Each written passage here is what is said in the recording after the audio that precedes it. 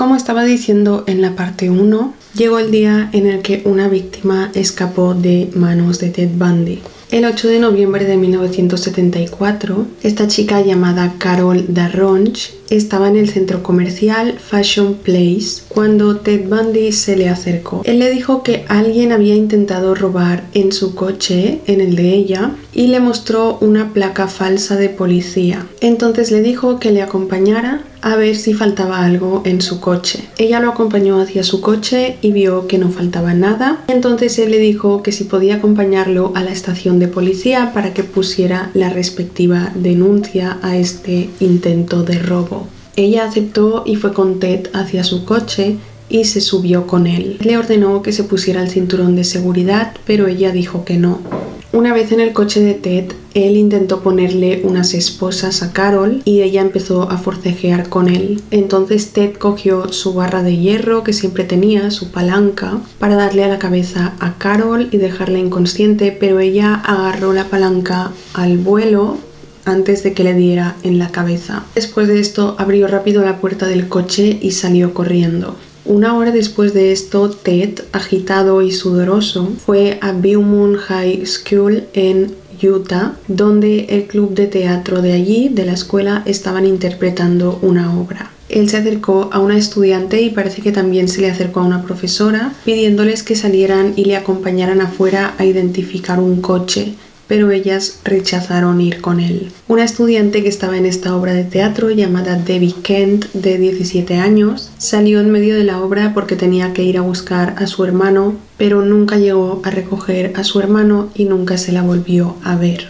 En 1975, mientras Ted todavía asistía a la Universidad de Utah, empezó sus crímenes en Colorado. El 12 de enero de 1975, su víctima fue Karin Campbell, que desapareció en Snowmass, Colorado, donde estaba de vacaciones con su prometido y sus hijos. Desapareció entre el ascensor y la habitación donde estaban hospedados. Su cuerpo fue encontrado el 17 de febrero de ese año. La siguiente fue Julie Cunningham, una instructora de esquí. El 15 de marzo de 1975, esta chica desapareció. Ted se le había acercado usando muletas y le pidió que lo ayudara a cargar unas botas de esquí en el coche. Una vez en el coche, Ted golpeó a la chica con su palanca, le puso unas esposas y luego la estranguló. El 6 de mayo de 1975, Lynette Culver desapareció de Pocatello, afuera de su escuela secundaria. Y el 28 de junio de 1975, Susan Curtis también desapareció. Mientras sucedían estas desapariciones y asesinatos en Colorado, en Washington seguían investigando sobre el joven Ted que había estado en ese parque, al cual habían descrito los testigos, y estaban interrogando a muchos hombres, tenían listas de sospechosos, investigaban a todas las personas que tuvieran un Volkswagen, que Ted lo tenía, y muchos testigos habían visto este coche de Ted. Y Ted, de hecho, Theodore Robert Bundy, su nombre, aparecía en la lista de sospechosos ya que él tenía este coche y se hacía llamar Ted.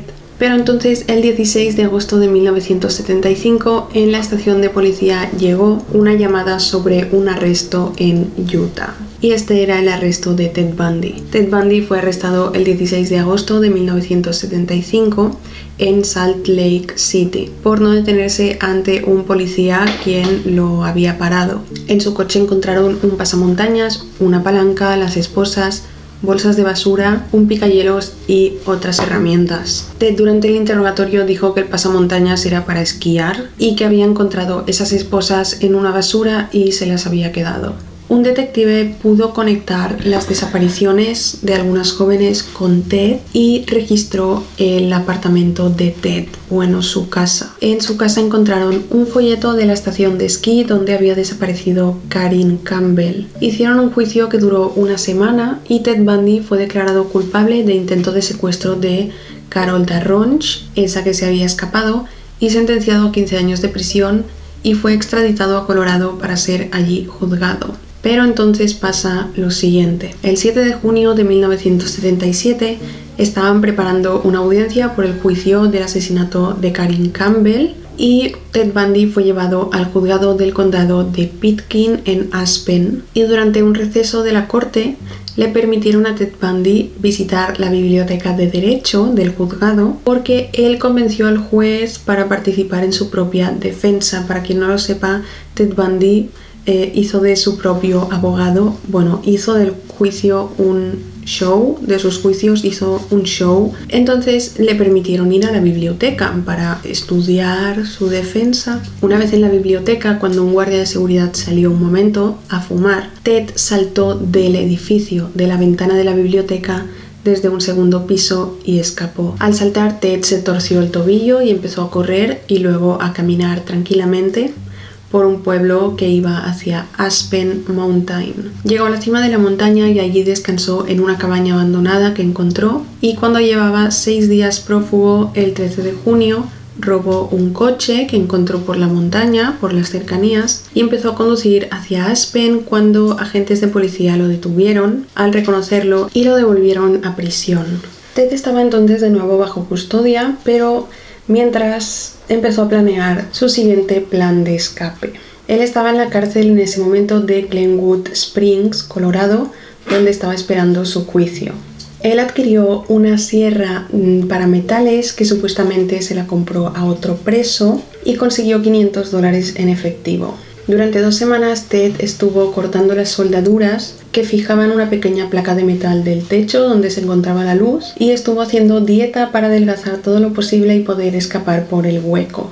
Un hombre que estaba en la prisión le dijo a los guardias que por las noches escuchaba a Ted haciendo algo en el techo de su celda, pero los guardias no tomaron importancia. Anunciaron que el juicio por el asesinato de Karen Campbell comenzaría el 9 de enero de 1978. Entonces Ted pensó que tenía que fugarse ya. La noche del 30 de diciembre de 1977, Ted colocó libros y cosas debajo de sus sábanas para que pareciera que estaba durmiendo y salió por el hueco del techo. Por el hueco llegó al cubículo de un guardia y allí se puso el uniforme de este guardia de seguridad y salió caminando tranquilamente por la puerta principal de la prisión. Y así escapó por segunda vez. El 15 de enero de 1978, Ted Bundy todavía estaba prófugo y llevó a cabo los siguientes asesinatos.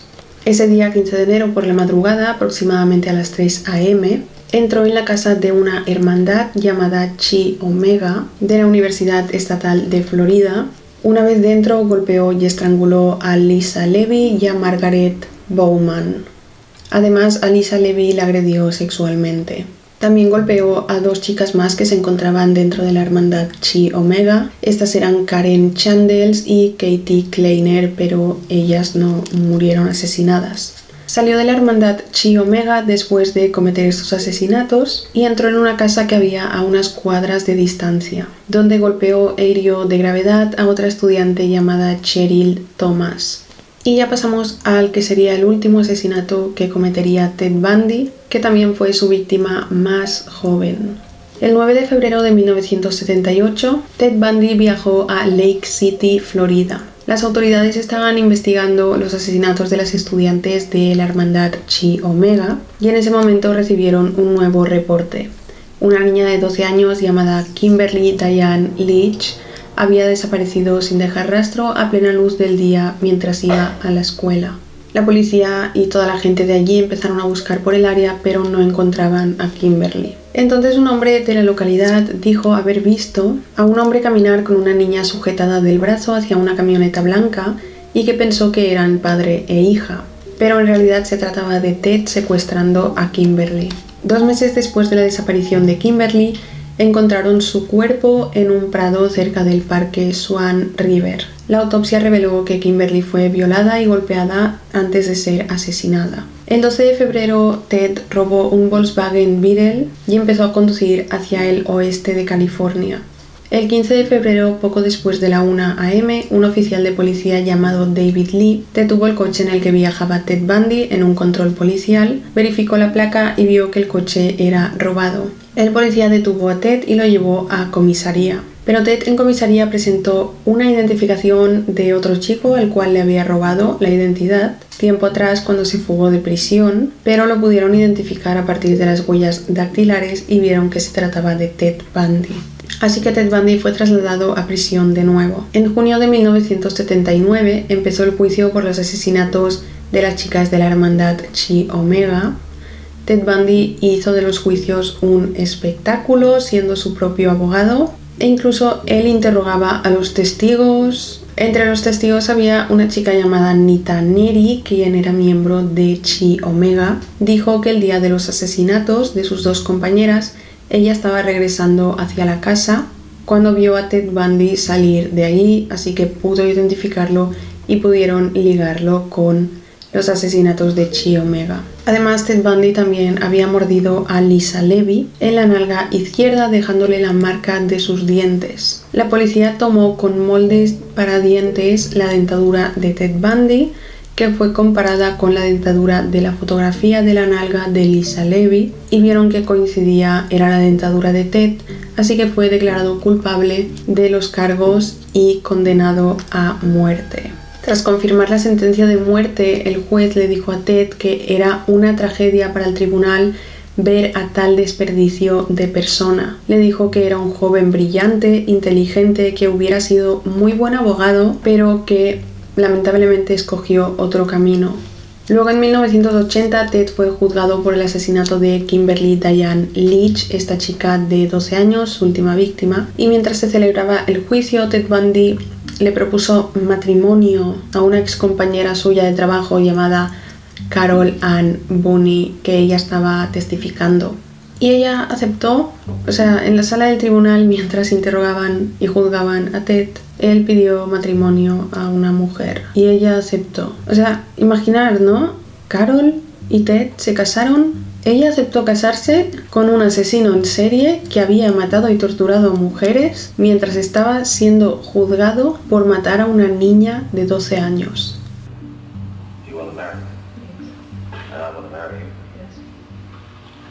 Bueno, total, que se casaron y ella empezó a visitarlo en prisión, quedó embarazada y dio a luz a una niña en octubre de 1982. Sin embargo, en 1986, Carol Ann se fue a Washington y nunca volvió a visitar a Ted. El 24 de enero de 1989, a las 7:06 AM, Ted Bundy, de entonces 42 años, fue ejecutado en la silla eléctrica en la prisión estatal de Florida. Antes de ser ejecutado, mientras estaba en el corredor de la muerte, Ted pensó en quitarse la vida para evitar la silla eléctrica, pero finalmente no lo hizo. Él, mientras estaba en prisión, admitió haber decapitado al menos a una docena de sus víctimas. También confesó que después de asesinar a sus víctimas y esconder los cuerpos, él visitaba a los cadáveres una y otra vez y tenía relaciones con los cadáveres en estado de descomposición hasta que se descomponían de una manera que ya no podía seguir haciéndolo. También los agentes creían que la cifra de víctimas ascendía a 36, pero cuando Ted escuchó que dijeron 36, él dijo: deberían añadir un dígito. Mientras Ted estuvo en prisión y en el corredor de la muerte, le hicieron evaluaciones psiquiátricas, obviamente. Fue examinado durante 7 horas por Dorothy Odnow Lewis del Centro Médico de la Universidad de Nueva York. Ella era profesora de allí. Ella lo diagnosticó como un maníaco depresivo, el cual cometía sus asesinatos cuando tenía un episodio depresivo. También dijeron que el abuelo de Ted tenía grandes colecciones de pornografía, las cuales Ted y su primo miraban a escondidas, y que la pornografía violenta jugó un papel importante en los delitos sexuales que cometía Ted. En cuanto al perfil psicológico de Ted Bundy era un psicópata sexual, un psicópata sádico, era adicto al crimen, era un sociópata encantador, no tenía dificultad en seducir a sus víctimas por el carisma que tenía, era extremadamente narcisista. Ted tenía cambios de humor repentinos, era impulsivo, no tenía emociones, tenía un afán de protagonismo brutal, necesitaba ser el centro de atención. Tenía ataques de histeria, doble personalidad, inestabilidad emocional, rechazo a la soledad, ansiedad, depresión, complejo de inferioridad, inmadurez, mentiras que él mismo se creía, era obsesivo, muy egocéntrico, creaba una falsa realidad adaptada por él mismo y se la creía, tenía manía persecutoria, Entre otras cosas, cuando Ted Bundy fue ejecutado, la gente en la calle fuera de prisión lo celebraron, incluso encendieron fuegos artificiales y la gente aplaudió cuando salió el coche fúnebre transportando a Ted Bundy hacia el crematorio. Pero también muchas mujeres estaban llorando su muerte. Y bueno, es como pasa en muchísimos casos, prácticamente en todos los casos de asesinos seriales. Muchas personas, especialmente yo he visto que pasa más de mujeres a hombres, o sea, de mujeres a asesinos, pues desarrollan hibristofilia, que es esta atracción o amor hacia las personas peligrosas, los asesinos seriales, los violadores, etc. Sienten fascinación o admiración hacia ellos. Y con esto finalizaríamos ya el caso de Ted Bundy. Hay muchísimas películas sobre él. Hay el documental en Netflix. A mí me gustó mucho el documental que se llama Las cintas de Ted Bundy y lo recomiendo muchísimo. También está la película en la que Zac Efron interpretó a Ted Bundy, que también está muy bien porque está más hecha desde el punto de vista de Ted Bundy y su mujer Elizabeth Kendall. Y yo aconsejo ver todas las películas sobre Ted Bundy porque la verdad es que su caso fue muy fuerte. Un hombre que su entorno nunca hubiera dicho que estaba asesinando a mujeres. Así que bueno, si os ha gustado el caso no olvidéis dejar me gusta, suscribiros al canal si os gusta este tipo de contenidos. Y bueno, sin más, gracias por ver mi vídeo y nos vemos en el próximo. ¡Chao!